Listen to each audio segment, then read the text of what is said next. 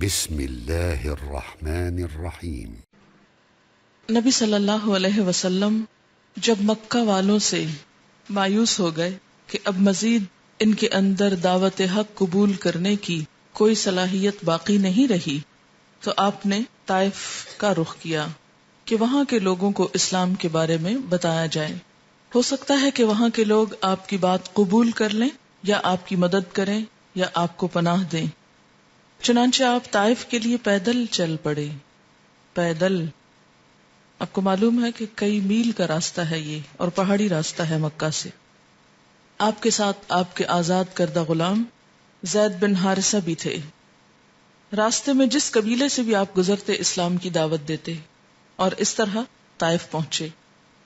اور قبیلہ ثقیف کے 3 سرداروں کا جو آپس میں بھائی تھے ارادہ فرمایا، انہیں اسلام کی دعوت دی اور تبلیغ اسلام کے لیے مدد چاہی، مگر انہوں نے منظور نہ کیا بلکہ بہت برا جواب دیا۔ آپ نے انہیں چھوڑ کر دوسروں کا ارادہ کیا، انہیں بھی اسلام لانے کی دعوت دی، ان کے سرداروں سے گفتگو کی اور اس کام میں 10 دن گزار دیے، لیکن کسی نے آپ کی بات نہ مانی، بلکہ یہ کہا کہ ہمارے شہر سے نکل جائیں۔ اپنے بچوں، اوباشوں اور غلاموں کو شے دی۔ چنانچہ آپ نے جب واپسی کا ارادہ کیا تو انہوں نے آپ کے دونوں جانب لائن لگا کر گالیاں دینی شروع کر دی اور بد زبانی کی۔ سب کچھ امیجن کرتے جائیں۔ نمبر 1، بات کسی ایک نے نہ مانی پورے شہر میں، اور جب آپ نے واپس آنا چاہا، اب دیکھیے کہ کن حالات میں نکلے، وہ ساری تفصیل تو میں آپ کو نہیں اس وقت بتا سکتی، لیکن ایک ہی جملہ کافی ہے کہ جب مکہ والوں کی طرف سے اب بالکل مایوسی ہو گئی کہ اور کوئی بھی ایمان نہیں لانے کا، یعنی پیچھے بھی کوئی راستہ نہیں، جہاں گئے ہیں وہاں بھی کوئی سننے والا نہیں، کس حال میں آپ واپس آ رہے ہوں گے اس کو ذہن میں لائیے۔ اور اگر وہ صرف خالی آپ کا راستہ چھوڑ دیتے کہ آپ واپس چلے جائیں تو بھی اور بات تھی، لیکن انہوں نے 2 طرف لائن لگا کر، ایسے ہی جیسے کسی کے لیے جلوس نکالتے ہیں نا یا استقبال کرتے ہیں، سڑک کے 2 کنارے جیسے لوگ کھڑے ہو جائیں،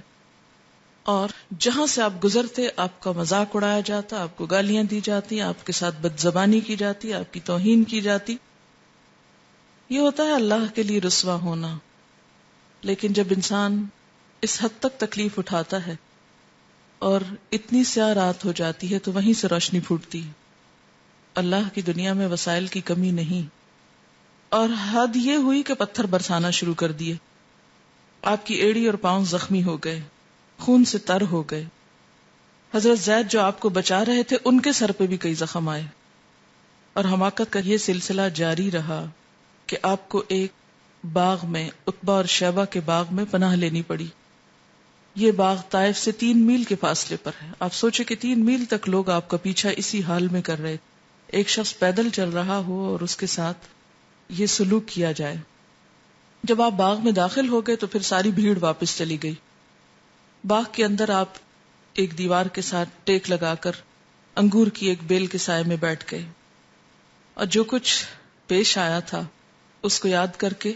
زخمی دل کے ساتھ ایک دعا مانگی،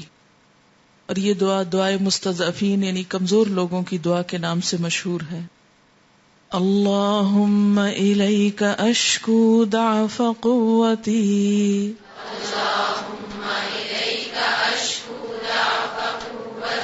وقلت حیلتی وہوانی علی الناس یا ارحم الراحمین انت رب المستضعفین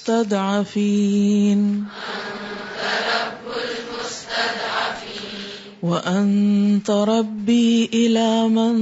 تکلنی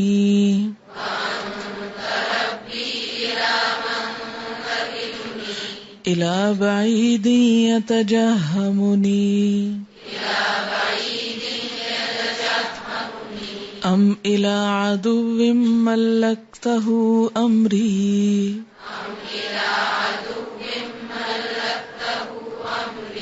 ان لم یکن بک علی غضب فلا ابالی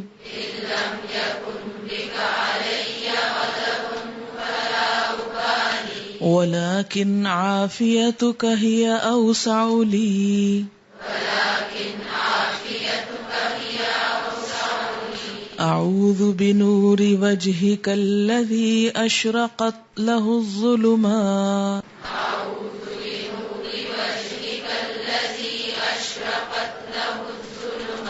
وصلح عليه أمر الدنيا والآخرة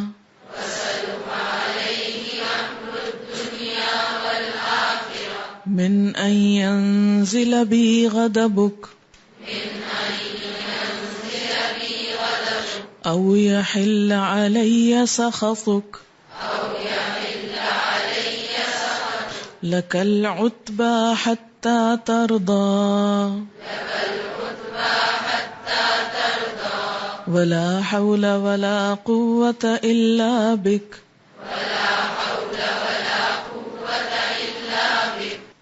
اللہم اے اللہ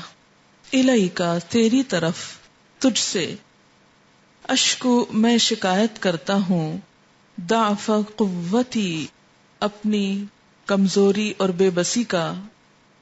وقلت حیلتی اور قلت کا حیلتی اپنے چارے کے یعنی اپنی بیچارگی کا مراد ہے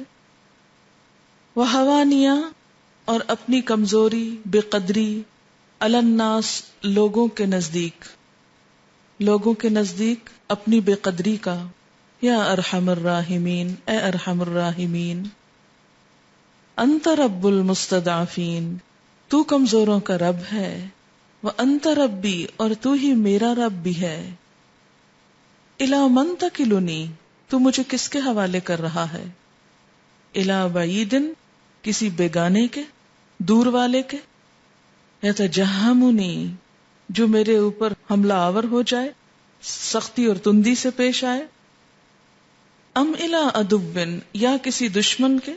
ملکتہ امری جس کو تو نے میرے معاملے کا مالک بنا دیا ان لم یکم بک علی غضب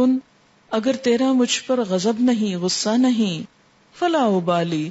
تو کوئی پرواہ نہیں ولیکن لیکن عافیتک تیری عافیت ہی اوسع لی وہ میرے لیے زیادہ کشادہ ہے زیادہ بہتر ہے اعوذ میں پناہ چاہتا ہوں بنور وجہ کا تیری ذات کے نور کی الذی وہ جو اشرقت لہ الظلمات جس سے تاریکیاں اندھیرے روشن ہو گئے وصلح علیہ امر الدنیا والآخرہ اور جس پر دنیا اور آخرت کے معاملات درست ہو گئے من ان ینزل بی غضبک اس بات سے کہ تیرا غضب مجھ پہ نازل ہو او یحل علی سخطک یا تیرا عتاب مجھ پہ وارد ہو لک العتبی تیرے ہی لیے رضامندی چاہتا ہوں عتبہ رضامندی کی طلب تیری رضا چاہتا ہوں حتی ترضا یہاں تک کہ تو راضی ہو جائے اس وقت تک تیری رضا چاہتا رہوں گا جب تک کہ تو راضی ہو جائے ولا حول ولا قوت الا بک اور تیرے بغیر کوئی زور اور طاقت نہیں کبھی بھی غم کا موقع زندگی میں آئے لوگوں کی بے رخی لوگوں کی بے نیازی اور کبھی معاشرے میں اپنے آپ کو تنہا محسوس کریں کسی بھی ایسے موقع پر جب آپ سمجھے کہ سبھی ساتھ چھوڑ گئے اور خصوصاً دین کی وجہ سے کیونکہ یہ انبیاء کی سنت ہے اگر اللہ تعالیٰ کے حبیب محمد صلی اللہ علیہ وسلم پر یہ دن آیا دین کی وجہ سے کہ نہ اپنا شہر پناہ دے رہا ہے اور جس دوسرے شہر میں پناہ لینے کے لیے گئے ہیں اس کا معاملہ اپنے سے بھی زیادہ ناقدری کا بیگانگی کا سختی کا اور ذلت کا ہے کہ کوئی ایک شخص بھی ایسا نہیں بھلا کہ جو آپ کی پکار پہ لبیک کہے اجنبی حالت میں پرائے دیس میں نہ صرف یہ کہ گالیاں ٹھٹھے مذاق بلکہ پتھر بھی کھائے اتنے کھائے کہ زخمی ہو گئے اور آپ کو بچانے والا بھی زخمی ہو گیا اس حال میں اللہ کو پکارتے ہیں کبھی بھی ایسا موقع آئے کہ جب کوئی انسان آپ کی بے قدری کرے کوئی آپ کا مذاق اڑائے دین کی وجہ سے یا کوئی آپ کو تکلیف دے کر رلا دے یا اس راستے پر چلنا بہت مشکل اور دوبھر ہو جائے تو یہی دعا کریں کیونکہ اس دعا کے بعد پھر مدینہ کا راستہ کھلا تھا، جہاں جا کر آپ صلی اللہ علیہ وسلم کے لیے پھر اور اسلام کے لیے ترقی اور وسعتیں ہی وسعتیں تھیں۔ ہر رات کے بعد صبح ضرور ہوتی ہے۔ دین کے راستے میں اللہ تعالیٰ کی آزمائش ضرور آتی ہے کہ بندہ اب دین پہ قائم رہتا ہے یا چھوڑ کر کسی اور طرف چل پڑتا ہے۔ یہی دراصل ٹیسٹ ہے،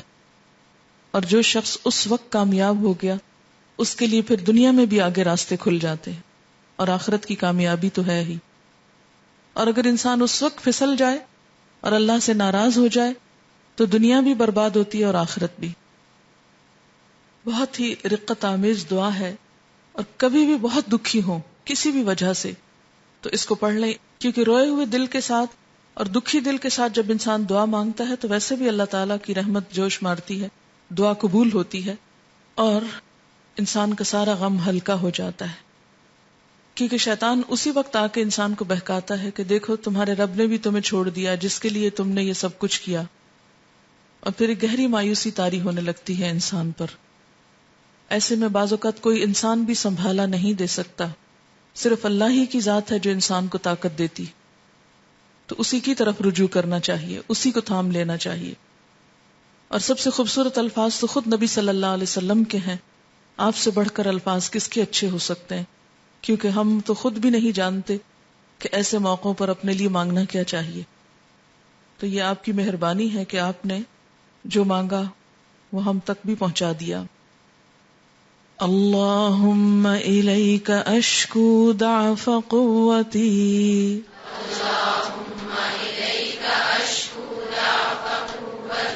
وقلت حیلتی وہوانی علی الناس یا ارحم الراحمین انت رب المستضعفین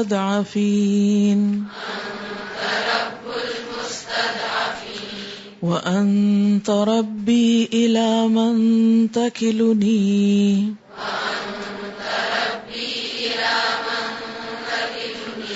الی بعید یتجہمنی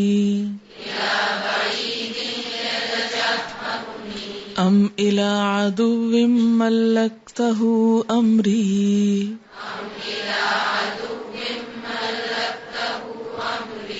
ان لم یکن بک علی غضب فلا ابالی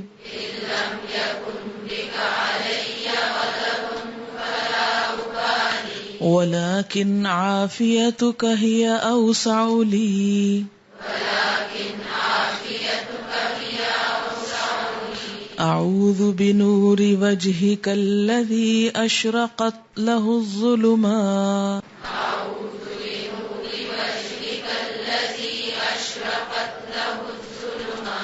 وصلح عليه أمر الدنيا والآخرة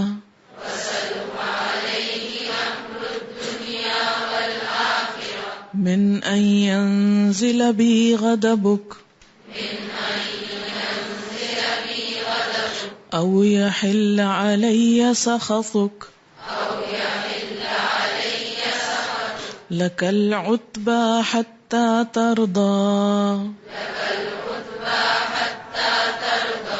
ولا حول ولا قوة إلا بك